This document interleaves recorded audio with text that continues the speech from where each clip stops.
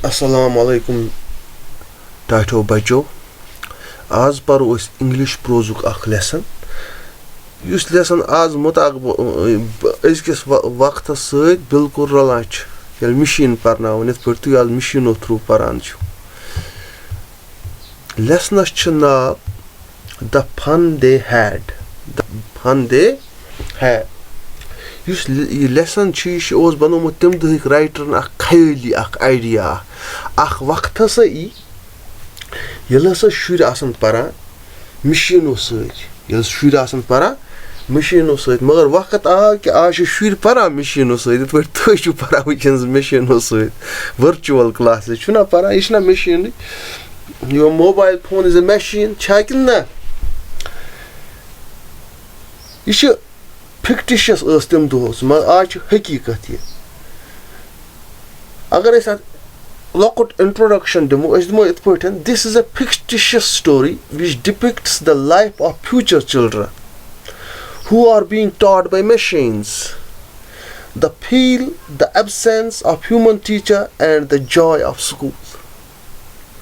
The schools में मज ना सुकोरु तय मिस जुतय विकिन शोतय पूर पता मतलब schools में जे मजी हे क्यों छु खसा पर सियोद बे क्लास में छना एम चीज छु तय मिस कराय गिंदा एस करा इंटर स्कूल टूर्नामेंट टीचरन हस टीम was अलग आसान या क्या वना बच्चन आस 10 12 टीम आसान मजाक ओस वा कमेंट्री ओस गसा पता एस schools में एस करा एथै पठन छोसी तुम द इमेजिनरी लिशमसिम Isaac Asimov Russian writer chia. Tatra fikri tayai kya wana emos lishmutsi Russia asman zamutya ya Russian born American writer. The use chapter is imaginative idea of schools. Magar aaj imaginative tai khatar ki to shu practically wuchan. Yat maz writer yasa vanun chu ki z bachas asan Margie and Tommy. Margie yus asan su asan 10 wahrish to Tommy asan 3 wahrish. This story shi wana yasa chu akush at 7 to kat ma chu basa 2020 yes mas. To chu basa 2020 mari ka tich.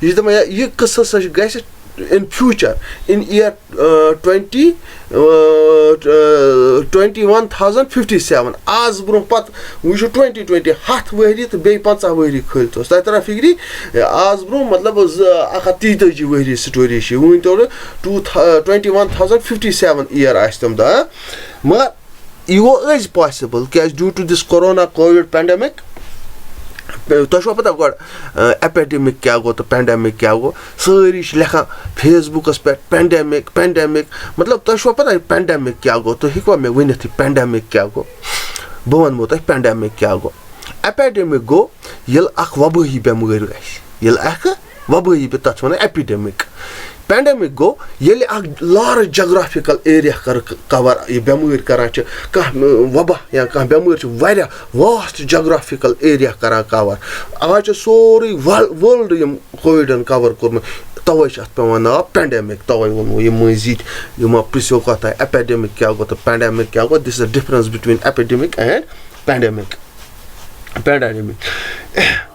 Their story is because it runs like this. We should catch us. Ach night chasan sadah me akusha satman. Margie made an entry in her diary. Sushleha panne diary pet entry. She wrote, Damant mesa wush ach anok cheese ach. Tim chusha kitab. Tim akusha satman hasman chana tim kitab and tasawur. Because machines do everything. Tatra figri. Yes, was very prime book. At was workan petlik. At was workan petlik. Margie used to sugay pines bidbabas nish the ones yika the lashika no which is actually the bidbabs when I yell us lucky to us. SSS kitabo pet para. SSS kitabo pet para. Wonders esket per school gasam was the concept what is school, what is you, everything was given to them. At a poetry bro paka the fun they had. تۄہہِ ترٛووا فِکرِ تِہنٛدِ بَچہِ چھِ ٲسمٕتۍ أسۍ سکوٗلَس منٛز کران ٲش دے گٔے أسۍ تۄہہِ ترٛووا فِکرِ تِمن پَرو أسۍ یہِ دٔلیٖل گۄڈٕ پَرو أسۍ رایٹرَس مُتعلِق پَتہٕ پَرو أسۍ یہِ دٔلیٖل تۄہہِ زَن دیُتمو مےٚ یہِ بریٖف کَنسیپٹ یِمو کٲشِر پٲٹھۍ زاک ایسمو 1922 Russian born American writer is known for his science fiction and for popular works in all branches of science. Isaac Asimov was Russian born American writer yus zan science fiction os lekhan yus zan science mutaliq is dalil asan et per tu science fiction wuchu akh Bollywood picture hat bazai Bollywood picture ch akh man mobo ya Mr. India, that is a scientific fiction. تۄہہِ ترٛووا فِکرِ یا راوَن that is a scientific fiction تۄہہِ ترٛووا فِکرِ ایسمو encounters with science fiction magazines led to follow the dual careers of writing and science. He entered Columbia University at the age of 15 and at the age of 18 he sold his first story Amazing Stories. دَپان ایسمووَس یُس یہِ لیکھنُک شوق اوس أمِس پیوٚوُس science زیادٕ لیوٗکھ أمِس science فِکشنس مُتعلِق تہٕ کولمبیا یونیورسٹی ژاو ایٹ د ایج آف 15 پرنہٕ خٲطرٕ مگر ییٚلہِ 18 وُہُر ووت أمۍ لیٖچھ گۄڈنِچ ساینس فِکشن کِتاب تہٕ سُہ کٕنۍ أمۍ سُہ کِتاب امیزِنگ سٹوریٖز والٮ۪ن امیزِنگ سٹوریٖز آسہِ یہِ پبلشنگ ہاوُس تۄہہِ ترٛووا فِکرِ after serving in World War II کَتھ دوران اوس 1939 to 1900 Asimov earned a PhD degree at Columbia University in 1948. أتھۍ سۭتۍ کٔر أمۍ ڈاکٹریٹ ڈگری حٲصِل in 1948. From 1949 to 1958 he taught biochemistry at Boston University School of Medicine. وٕنکیٚمُک پروفیسر اوس یہِ he was the professor of biochemistry and he was teaching it at Boston University from 1949 to 1958. His first science fiction novel, Pebble in the Sky, appeared in 1950 and first science book, a biochemistry text written with two colleagues, was published in 1953. دَپان أمۍ سُنٛد یُس science یُس گۄڈنِچ novel ٲس fiction گوٚو یُس پٔزِس پٮ۪ٹھ آسہِ نہٕ ڈِپینڈ یُس زن خیٲلی آسہِ اِمیجنری آسہِ تتھ وَنان فِکشن گۄڈنِچ ناول یُس أمۍ لیٖچھ تتھ اوس ناو پیبل اِن د سِکاے کیاہ اوس ناو پیبل گٔے کٕنۍ appeared in 1950 maybe as an asteroid and his first science book, a biochemistry text گۄڈنِچ یُس ساینس بُک یِم لیٖچھ biochemistry text مطلب biochemistry منٛز آسہِ أمۍ کانٛہہ کِتاب لیٖچھمٕژ پنٕنٮ۪ن سٲتھٮ۪ن ہٕنٛدۍ مدتہٕ سۭتۍ پنٕنٮ۪ن کُلیٖگن ہٕنٛدۍ مدتہٕ سۭتۍ سُہ گٔے publish 1953.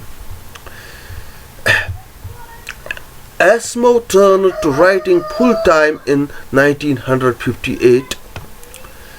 When I full-time writer 1958 months.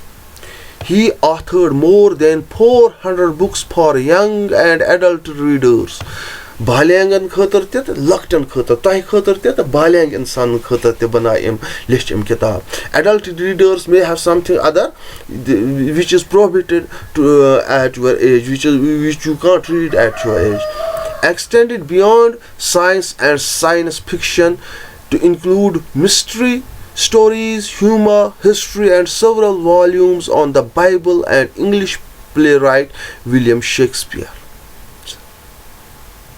دَپان أمۍ ہسا لیوٚکھ نہٕ پتہٕ ساینسٕے یوت مِسٹری تہِ لیٚچھ أمۍ مِسٹری سٹوری چھو پتہ کیاہ گٔے یِمن نہٕ اینڈس تام پتہ لگان چھِ گژھان کیاہ چھِ پتہٕ لگان پتہ تۄہہِ ترٛاو فِکرِ ہسٹری پاسٹس مُتعلِق تہِ لیوٚکھ أمۍ واریاہ کِتاب بیٚیہِ سیورل والیوٗمٕز آن د بایبل مان ژٕ تفسیٖر یِتھ پٲٹھۍ أسۍ لیکھان چھِ کُنہِ آیت مُبارک یِتھ پٲٹھۍ لیکھ أمۍ بایبلس بیٚیہِ لیوٚکھ أمۍ شیکسپیرس مُتعلِق تہِ. His best known science fiction works include Robert 1950, The Foundation Trilogy 1951-1953, Foundation Edge 1982, The Naked Sun 1957, and The Gods Themselves 1972. It will be interesting to note that the greatest science fiction writer never traveled by air himself.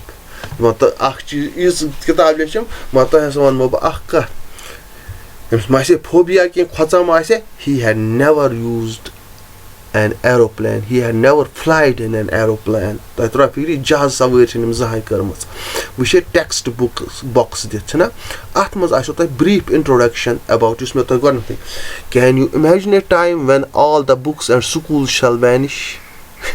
We have nothing to imagine, we are doing it practically. Yeah, school get is gumut toy mushat chana unfortunate ha kota badqismati sha you should wana to kar imagine ye ke